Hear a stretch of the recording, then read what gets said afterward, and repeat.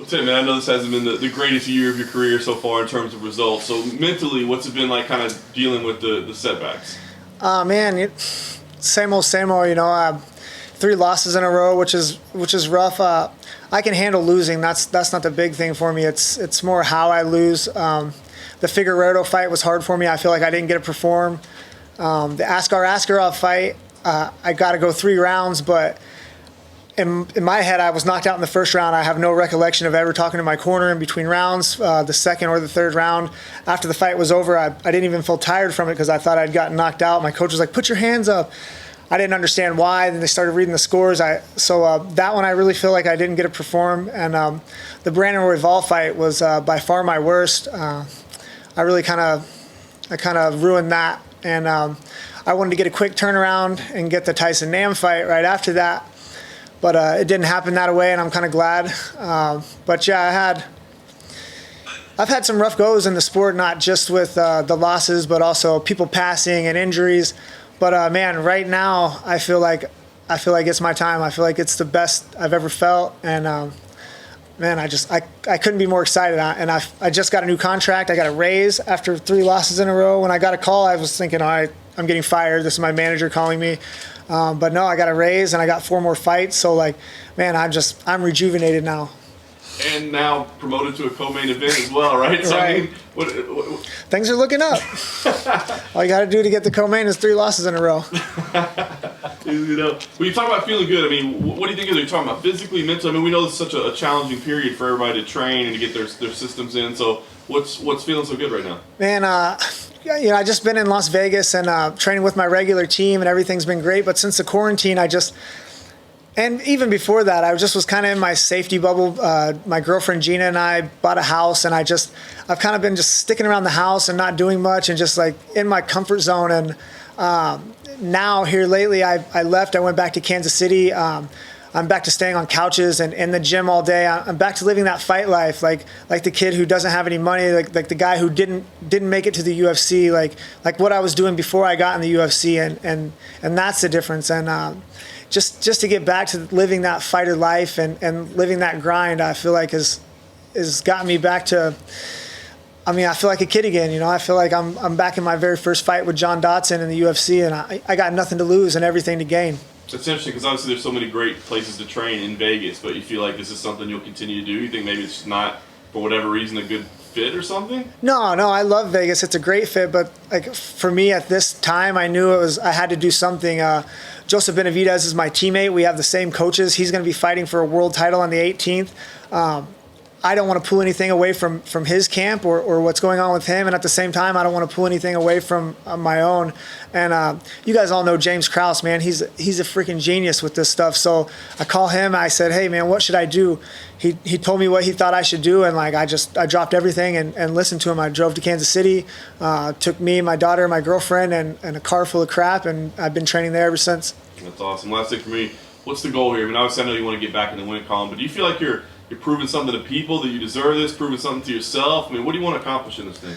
Man, my goals have gone up and down in the sport. It used to be get the world title, and then when that didn't happen, it was just try to make as much money for my family. And then when I made a little bit of money, and then now I'm like losing, and I'm like, where do I go from here? And it's not just for me personally now. I have my Vegas team and friends and family. I have the people at the UFC PI. I feel like those guys, Heather and Clint and those guys, I feel like that's my team. And then I got James Krause and all the Kansas City guys and my daughter and my family. Like I want to show them and like let them know like all the things that they've done and Robert Follis passing, like all the things that he helped me, like that shit didn't go to waste, and it's not wasted, and like now's the time. And I just got four fights, so I mean, my weight's as good as it's ever been. They got it down to a T at the PI. I don't have to think about anything except for the fight. And man, it's just I'm laser focused right now and ready to go. Did they give you any indication why they gave you a bump in pay in the new deal? I think because they know that it's not all about wins and losses and fighting. to be in the UFC is a lot. They have guys that are out getting in trouble and getting drunk, and guys that are missing weight. And if they sign new guys, they don't know if they're going to be, good fits in the promotion. They know that I'm not going to cause any trouble for the promotion. They know I'm going to show up and make weight. They know I'm going to come out and perform whether I win or lose. I just got arm triangle in the second round, and they gave me a $50,000 bonus. They know that I'm going to come and be I'm a company man. Like they don't have to worry about me. I'm on time for everything. I'm easy to work with. So I think that's, it's not just fighting. It's a business, and you have to be a businessman. And I feel like I'm finally coming into that.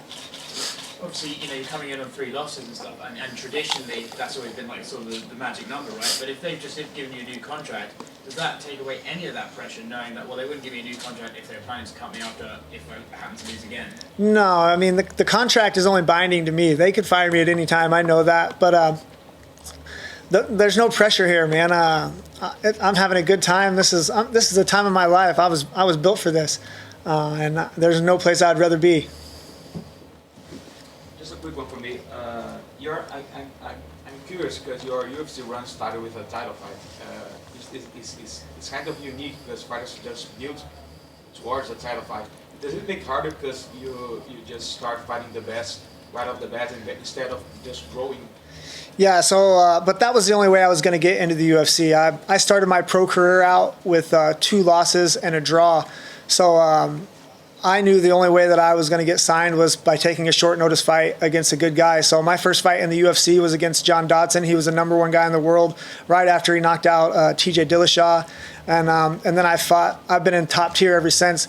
But it is what it is. Like I wasn't the guy who's going to get, I'm not a build-up guy. I wasn't a young guy when I started in. So I think I got in exactly how I was supposed to, and I want to fight the good guys. And again, the odds of losing are higher when you're fighting those really good guys, but I tend to fight better against better guys. So when it's Demetrius Johnson, I'm going to have a Demetrius Johnson performance. So the higher the level, the higher the stakes, the better I do. So explain the dynamics here of the couch. You have a girlfriend, a daughter, and you're sleeping on the couch. Well, we got an Airbnb, but it was more like a metaphor. I'm not in the comfort of my home. I'm staying in somebody else's house that I'm renting for a short amount of time, but it's a block away from the gym. I could jog there, so like there's no excuses. There's no reason. All I have is reasons why I should do. And again, man, I have James Krause is just a special dude. He's the guy who got me in the UFC to begin with, and when I got in at that time, I wasn't really ready, and now I feel like I'm good enough. But I kind of let since Robert Follis passed away, my training and everything has been kind of scattered. My life has been kind of scattered, but now it's not anymore. I have a girlfriend that I love, and I plan on asking to marry soon, and I have coaches in Las Vegas that I love and would do anything for me. And then I also have James Krause in Kansas City, who's a guy I left to go train in Vegas with, a few years ago. And not too long ago, he asked me, when I fought De La Rosa, James Krause came up because Follis had passed, and he asked me why I left. And I was like, look, man, when I first asked you your goals as a coach, it was all about a business and making money and all that. And when I asked Robert Follis what he wanted as a coach, he said he wanted to coach a world champion. So as soon as he said that, I moved to Las Vegas from Kansas City. I left my team and all these people that I love because I wanted to be a world champion. And after the De La Rosa fight, James Krause came to me and he told me, he said, that's what I want to do. I want to coach a world champion now. And it just took me a while to get back there, It seems like you're embracing the grind, or the fight life, as you call it. Getting the 4-fight contract, does that kind of give you that, take away some of that desire, or because you have the stability? Or? No, man, there's no stability in this sport. Anything could happen. They fired guys off of wins before. So, but again, I feel confident enough to know that if I come out and perform, that I'm going to stick around. And I know with how I'm feeling right now that I'm going to come out and perform. Yes, sir. Does your girlfriend know that you're going to propose to marry her? I'm sure she knows. So, I mean, we just bought a house together, so we live together. She's pretty much the mother to my daughter. I mean, she's got to know. She knows. She can tell by how I look at her.